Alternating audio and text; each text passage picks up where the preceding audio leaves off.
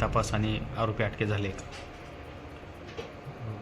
दिनांक 14 एप्रिल 2026 रोजी रात्री मिरवणुका सुरू असताना आम्हाला एका इस्मानं मिरवणुकीमध्ये येऊन सांगितलं की शनी पटांगण येथे 2 इस्मांच्या वादातून एका इस्मानं दुसऱ्या इस्माच्या डोक्यात दगड टाकलेला आहे.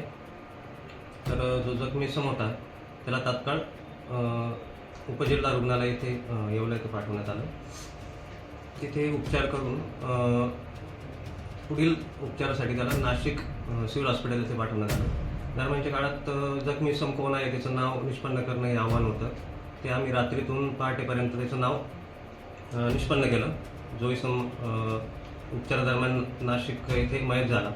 त्यानंतर पोलीस पथकानं मुकेश पंचनामा केला, PM करण्यात आलं. तेथील त्याचा जो भाऊ होता, भावाचा जाब नोंद करून FIR दाखल करण्यात आली. आरोपीचं नाव निष्पन्न झालं होतं रात्रीतून. मग ते इसमाला ताब्यात घेण्यात आलं आणि चौकशी करून त्याचा गुन्ह्यात सहभाग निष्पन्न झाल्याने त्यास अटक करण्यात आली. तर जो इसम आहे आरोपी त्याचं नाव गौरव राजू घुसर, वय 29 वर्ष, राहणार सुंदरनगर येवला. यास आम्ही या गुन्ह्यामध्ये अटक केलेला आहे. त्याच्यावर पूर्वी एक चोरीचा गुन्हा या पोलीस स्टेशन येथे नोंद आहे.